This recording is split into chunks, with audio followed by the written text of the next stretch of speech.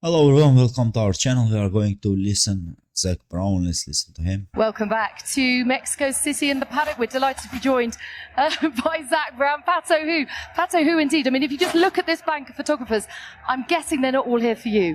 No, he did a good job. He did everything we asked him to do. We're here for the team, obviously. These young drivers like to get out and set a lap time. He was only a few tenths off. He had new floor on, which we needed to keep in one piece, so he did a great job. So you didn't want to send him straight out with the new floor, let him find his way, and then put the golden goodies on, yeah? Exactly. No, he's doing a great job, and he's done a great job for us in IndyCar, winning 3 races this year, almost the Indy 500. So he's our reserve driver when the IndyCar season's over. So give him some laps in and do it here in his home country is pretty cool. Only 3 tenths off of Oscar and within a tenth of Antonelli, and he's had more time in an F1 car than Pat, I'm sure. Do you think did this exceed your expectation levels? Did it meet it? Was it below it? Give me an assessment. It definitely wasn't below it. I think anytime you're 3 tenths off Oscar, who's a Grand Prix winner, won a couple of races, a lot of pressure on him obviously he wants to do a good lap time, but at the same time, bring it home in one piece. I think it probably exceeded our expectations. The driver market certainly always seems very fluid. No one can really hazard a guess as to what's going to happen next. Do you think he's got a future in Formula One? Oh, I definitely think he's capable of being a Formula One driver. We're obviously very happy with our 2 guys, and we've got them signed up for quite some time.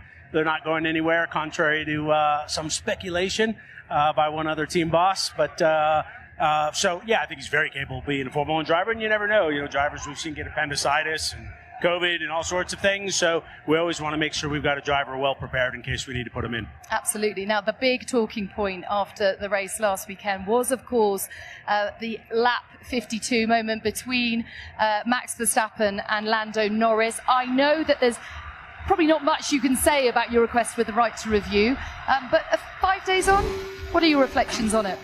We obviously disagree with the outcome there, hence wanting to have another conversation. But yeah, best we leave it to let that meeting happen and then see what comes of it. These things are difficult, but we have a different view. I think a lot of people agree with our view that Lando was in front, and if you look at it from that perspective, you'd maybe have a different outcome on that corner. But let's see. Zak, you're big on the business, you're big on the show as well. So the stewards making a decision close to the end of that race to make the podium clear, is that more important than maybe the podium changes, but you get chance for both drivers and teams to state their case after the race? What's most important? I think so. I think you got to go for the right result, and unfortunately it happened towards the end, so I do think they probably felt some pressure because I think it was Mexico, was it a year or 2 ago, where you had a podium swap, and that's not ideal, but what's ideal is the right outcome, and if that means a podium swap or a bit of a delay, I think that's the better approach. We've had a lot of conversation about how do you change the situation so it's more clear, what could be a rule change. You're a driver, Zak. What do you think is a fair rule change to make a passing maneuver like that more fair and a little easier for the stewards to make a decision on? I think and I've seen some quotes, I think we maybe have too many rules, and there's a reason why we have former F1 drivers and racing drivers as stewards. I think they know best what's going on. I think we got to kind of free up the rules a little bit and let the FIA stewards have a little bit more discretion, because they know what's really happening versus the very technicality of who got to the apex first. Well, if you put your foot down, you're going to get to the apex first, but maybe you won't make the corner. So I think we need to open up and just leave it a little bit more to the F1 stewards to use their discretion, because you guys will all know, you kind of know what's going on, and we kind of can't let lawyers around the legality of rules dictate race outcomes. That's a great explanation. Does Lando need to change his approach? And, I mean, can he?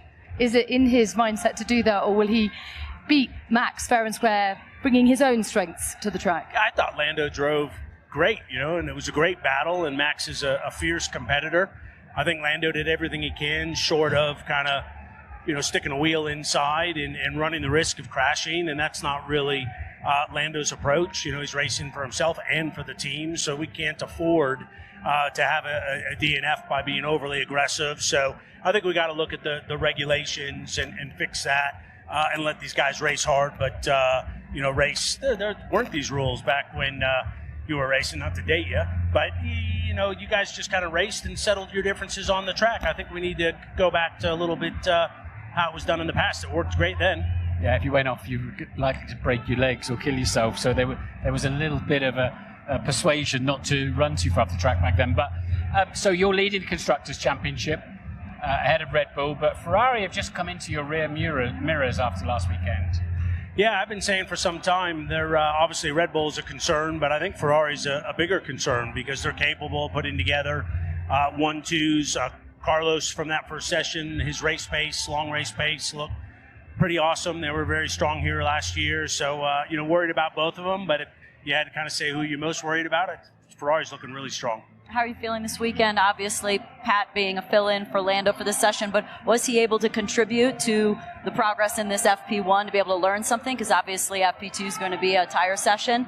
How do you feel going into this weekend? Yeah, always a little bit nervous going into these weekends. I think Russell also put together a good time, but to have Mercedes up there is not a bad thing. Oscar wasn't liking his ride specifically over curbs, so I think we have some work to do. Zach, you're always great value. Thank you very much for your time today, and good luck this weekend. It was not really interesting interview. The same talks, the same words, the same things about that collision with Max Verstappen and Lando Norris. I think we don't need anymore to talk about that position, because decision is done. Everything is done. FIA is not going to change their mind about that. Let's say for that position, and I think we don't need to talk about this anymore to give my opinion or my vision about that position. But okay, Sky Sports, we know how they work, and they just want to make interesting things. And also they talked about the Pato, the reserve driver of McLaren. Okay, he was doing good. At the end, he didn't make any accident like Oliver Beeman. It's good for him.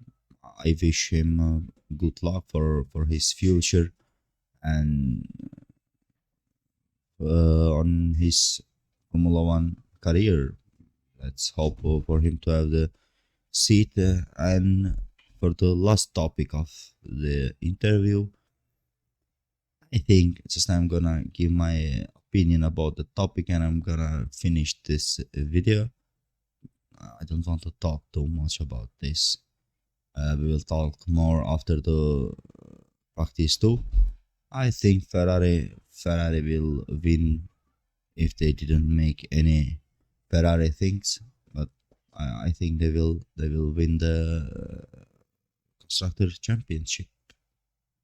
That Ferrari is far away for it too many years, but we will see what will happen until the end of the season. Just don't forget to like and subscribe to the channel, like the videos, and comment.